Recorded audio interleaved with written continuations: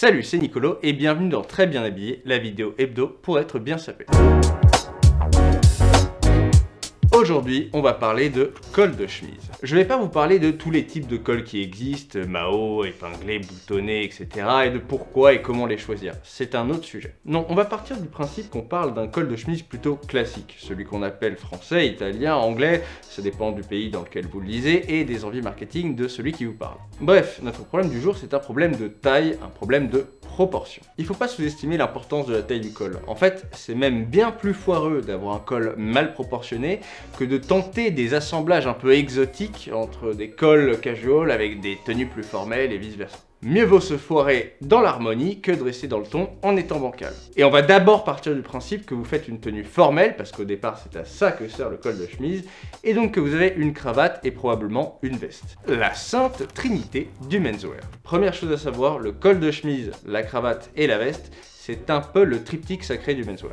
On peut très bien les détester, mais on est obligé de remarquer un truc. Depuis leur conception même et leur évolution au fil du siècle dernier, ils ont été pensés pour se mettre en valeur géométriquement. C'est même la seule raison d'être de la cravate. C'est comme de l'architecture.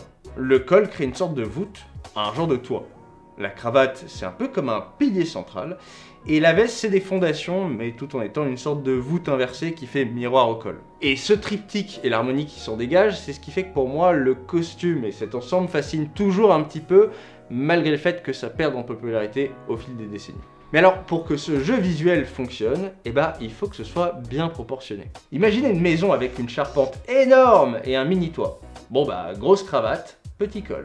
C'est bizarre. Pareil pour une maison avec un toit énorme et des fondations faméliques. Un gros col de chemise, mais une veste au revers étriqué, c'est clownesque. Et là, vous allez me dire qu'on veut des chiffres. Ok, c'est un peu abstrait, donc je vais vous donner des nombres qui peuvent évidemment varier en fonction de tout un tas de détails, de forme de col, de revers, etc. mais qui sont quand même un bon point de repère. Généralement, une cravate de largeur standard à 8,5 cm appelle un revers de veste entre 8,5 et 9,5 cm. Pour ces mêmes nombres, je vous conseille un col de chemise allant de 7 à 8,5 cm. Alors ils sont pas identiques non plus, mais remarquez comment ces chiffres sont extrêmement proches les uns des autres. Et vous pensez peut-être que je chipote avec mes demi-centimètres, mais je vous assure, si vous retirez ou ajoutez 2 cm entiers à un col standard, il devient minuscule ou énorme. Les proportions avec le visage. Bon, maintenant qu'on sait que c'est un problème de proportion, les plus perspicaces seront déjà deviné la suite. Il y a aussi les proportions avec le porteur, vous quoi, et particulièrement votre tête. Je ne vais pas me lancer dans une analyse physionomique bidon du genre « Hey mon chou, achète absolument ça, tu as un visage en forme de triangle 8 inversé ». Mais voilà ce qu'il faut retenir, visage plus massif, col plus large, visage plus long, col plus allongé.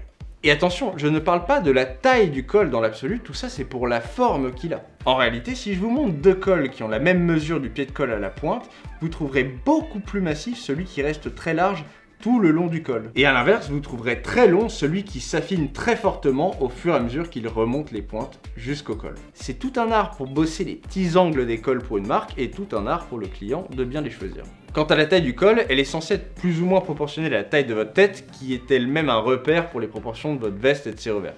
Et là du coup, on se rend compte d'un truc un peu embêtant, c'est que comme ça forme un tout plutôt cohérent, si on a mal choisi la veste mais qu'on prend la bonne taille de col, ça va être disproportionné. Du coup, dilemme, si la veste n'a pas la bonne largeur de revers, est-ce qu'on choisit le col en fonction du visage ou en fonction des revers de la veste? Eh bien, s'il faut vraiment choisir, alignez-vous plutôt sur la veste que vous avez. Ça vous fera peut-être une un peu plus petite ou un petit peu plus grosse tête, mais au moins l'ensemble vestimentaire sera cohérent. D'ailleurs, dernière astuce pour les plus méticuleux, ceux qui ont un long cou de girafe devraient plutôt choisir un col qui monte et les couvre un petit peu, tandis que ceux qui ont une nuque de taureau devraient plutôt choisir des cols assez bas pour éviter de trop les recouvrir et les raccourcir encore plus. Le cas du col décontracté. Bon, je vous ai parlé du formel parce que c'est le point de départ du col de chemise, mais aujourd'hui, la plupart des cols de chemise sont décontractés. Alors, quand on porte une chemise relaxe avec le col ouvert, on choisit quoi? Et en fait, c'est pas si différent du formel. Tous vos manteaux, blousons et vestes, toutes ces pièces sont dotées d'un col. Et le col de votre chemise doit être bien proportionné avec le col de ces pièces décontractées. Deux différences avec le col formel cependant. Premièrement, les cols décontractés doivent être plus petits que les cols formels. C'est simple, puisqu'ils sont ouverts, ils s'étendent beaucoup plus que s'ils étaient fermés et par conséquent prennent beaucoup plus d'espace visuel et paraissent plus grands. Et ça reste toujours proportionnel à vous et à votre corps, hein. C'est juste que par rapport à un col formel, vous pouvez prendre la même mesure et retirer 1 ou 2 cm. La deuxième différence, c'est que si malgré tout vous choisissez un col très grand ou avec des pointes très longues, pour du casual, ça va faire très rétro. À ma connaissance, en Occident, il y a eu une seule période où les tout petits cols ont vraiment régné en maître, c'est les années 2000 jusqu'à aujourd'hui. Avant ça, depuis le début du 20e, ils étaient soit choisis de façon assez proportionnelle, soit suivaient des modes de col très généreux. Du coup, par effet d'association, on se dit que le petit col c'est plutôt la modernité et le grand col c'est plutôt rétro. Mais certains savent en tirer parti, notamment sur des cols boutonnés esprit Ivy League Old School ou encore des western shorts au style très assumé. Et voilà pour aujourd'hui. Avec ça, plus d'excuses, je veux vous voir avec des cols qui vous vont bien. Collez-moi un petit pouce bleu, abonnez-vous. À la semaine prochaine, moi je décolle. Ciao!